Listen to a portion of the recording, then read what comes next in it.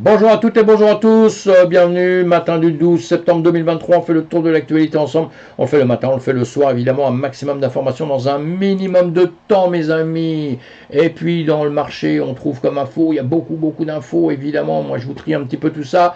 Et le marché de la crypto semble entrer dans une semaine mouvementée avec des prévisions et des pertes importantes. Et oui, c'est ce qu'on nous dit un peu partout, et c'est possible, le Bitcoin a connu des fluctuations notables avec des prévisions indiquant une possibilité chute de 24 000 à 20 000, et oui, tout est possible. Seulement, certains restent optimistes, comme le PDG d'Itoro, lui, il voit ça à 100 000. Bon, il n'a pas dit quand exactement, hein. Des inquiétudes concernant la volatilité de la crypto-monnaie ont été soulevées, en particulier avec la rumeur de vente de FTX, de 3,4 milliards de dollars de chez FTX. Évidemment que ça pose un problème, on en reparle. FTX a révélé détenir d'importants actifs en Solana et Bitcoin, suscitant des préoccupations évidemment pour l'avenir. On voit ça.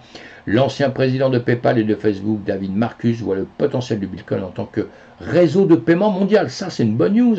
Et un adolescent a été contraint de reverser, de céder 3,1 millions de dollars en Bitcoin aux autorités après piratage, etc.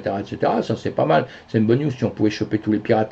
Plusieurs analystes techniques suggèrent que le Bitcoin est un point crucial avec des figures chartistes comme la croix de la mort. On en reparle sur d'autres graphiques, sur d'autres vidéos où on voit ça directement en graphique, évidemment. Des niveaux de support et de résistance clés pour le Bitcoin, Ethereum et d'autres altcoins ont été identifiés par divers techniciens. C'est ce qu'on fait ensemble, par divers analystes. C'est ce qu'on fait ensemble aussi, mes amis. Une transaction PDC a été effectuée avec des frais exorbitants. 500 000 dollars, j'en ai parlé dans la vidéo d'hier et d'avant-hier aussi, donc allez voir ça. Déjà, le président de la SEC, Jean Seur, devrait s'exprimer lors d'une audience de Capitol concernant la crypto-monnaie. On va suivre ça évidemment. Des discussions sur les ETF Bitcoin ont également été mentionnées, suggérant un potentiel haussier du marché. Oui, tout le monde pense à ça. On pense que les ETF, ils vont arriver, on va monter. Oui, c'est tout à fait possible. Il va y avoir des petites confrontations même entre les ETF, ceux qui existaient déjà, ceux qui arrivent maintenant. En tout cas, les sociétés attendent la régulation là-dessus, attendent d'être acceptées. Pour l'instant, c'est pas encore fait, mes amis, c'est pas encore fait. Allez, j'avance, je vais essayer de retrouver mes pages. Et voici tout de suite, on a un BTC 25 779, un ETH à 1578. La guerre en Ukraine, toujours là malheureusement. Et la catastrophe cette semaine, c'est le Maroc. Le Maroc, évidemment, on a une pensée pour eux. Et si vous avez des amis là-bas, il faut les appeler, il faut les soutenir, évidemment. Et puis si on peut les soutenir autrement, il faut le faire aussi. Il y en a qui vont vraiment être dans l'ennui grave, mais vraiment très grave. Beaucoup de morts, 2900 morts, c'est terrible. Sinon, calendrier économique, eh bien, calendrier économique, on va suivre les news demain des news plus importantes, et où le marché risque de bouger. Maintenant, souvent, on anticipe un petit peu avant, parce que les news, souvent, ce qui va être dit, ce qui va sortir, on sait déjà un peu, bon, sauf parfois, le marché réagit différemment. On va suivre tout ça de très près, évidemment. Le président de la SEC, comme je viens de vous dire tout à l'heure, maintient le cap en faveur de la conformité cryptographique avant l'audience de mardi, donc on va voir ce qu'il va dire par la suite. Et sinon, il y a Bloomberg qui a fait un briefing. Eh bien, les investisseurs affirment que les dépenses de consommateurs américains vont diminuer.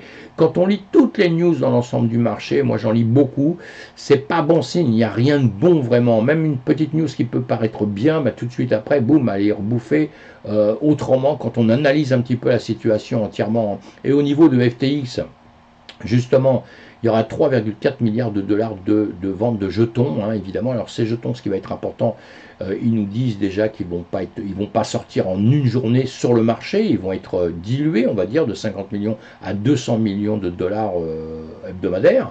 Donc ça, c'est déjà quelque chose. En plus, il risque de ne pas être vendu comme on l'entend sur le marché traditionnel où ça va sortir, on va le voir sortir comme ça. Il va être vendu sur le marché parallèle, je pense. Et donc, on va suivre tout ça de très près parce qu'effectivement, ça joue dans notre écosystème. Et donc, on va suivre. Pour l'instant, on en est à la première phase.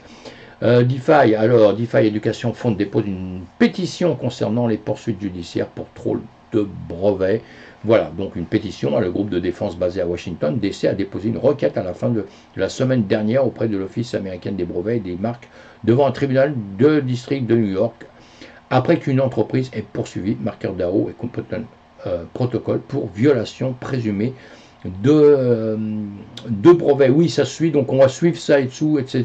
Il y a une pétition de violation présumée de brevets, puisque ce sont des choses qui sont sorties, on va dire, en open source.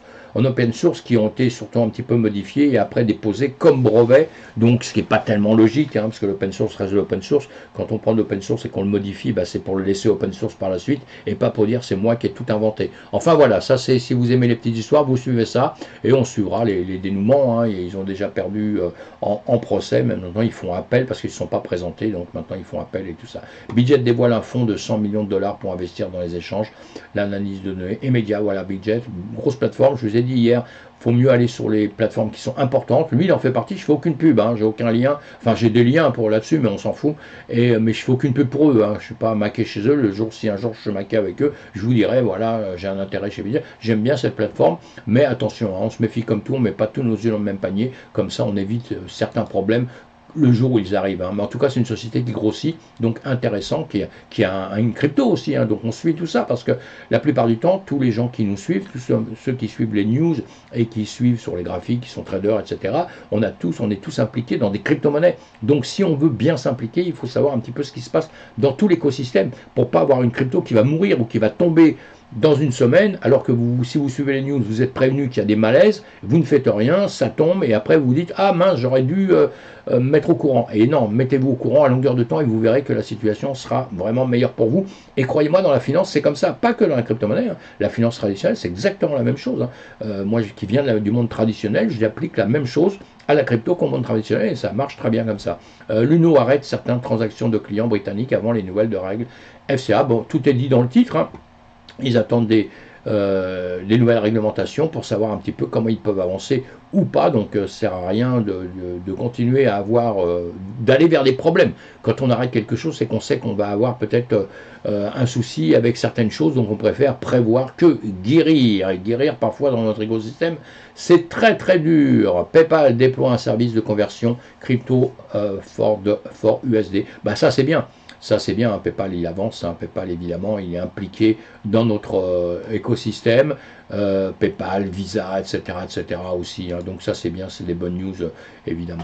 Polygon Labs demande aux sénateurs de considérer le verger de pommier lorsqu'il taxe la cryptographie. Ça y est, la cryptographie s'est lancée dans l'agriculture. Non, non, pas du tout, mais il a écrit une lettre c'est pas mal, hein, c'est pas mal, approfondissez tout ça, vous verrez. Bon, il fait des petites explications un petit peu pour l'écosystème, comment ça fonctionne. Bon, je pense qu'il apprend rien à personne, hein, il essaie juste de convaincre. Hein. Et là, on va dire que voilà, il dit, supposons qu'un groupe d'agriculteurs tombe sur un verger de pommiers sur une propriété sans propriétaire, a écrit Rebecca Rating, directrice juridique de Polygon Labs dans la lettre.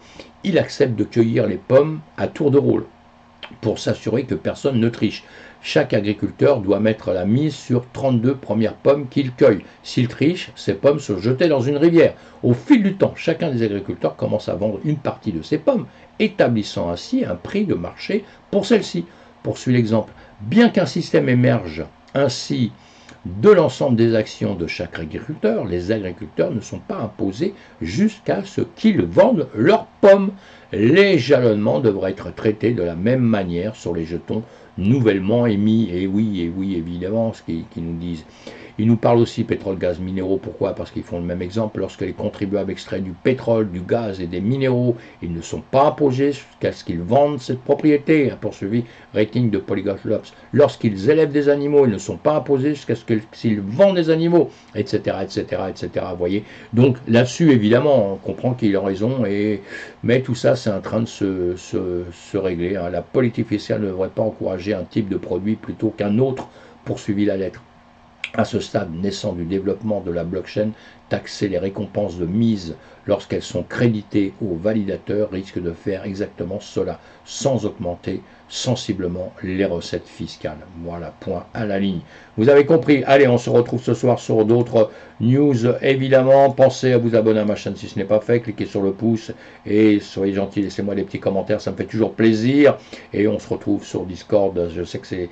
On se retrouve sur Discord et sur Twitch. Bye bye, ciao, ciao mes amis. À plus tard.